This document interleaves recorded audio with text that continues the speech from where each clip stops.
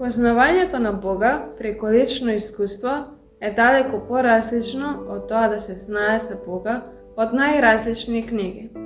Според Библијата, не можете да кажете дека го познавате Бога ако не сте го доживеале, бидејќи библиското знаење секогаш го вклучува искуството.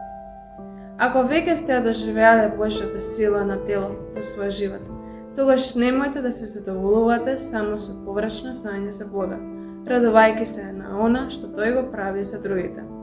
Исусовата молитва била ти лично да го познаваш Бога и Неговото присуство во твоја живот и искуство.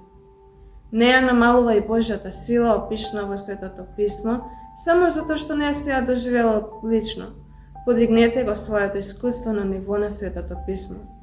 Исус се молел да спознаеш длабочината, ширината и висината на Неговата љубов и да уживаш во Неговата полнота и бесконечна љубов во искуството во твојот живот. Ако чувствуваш дека постојат библиски вистини што не си ги доживеал, барај од Бога да ти се открие секојдневно.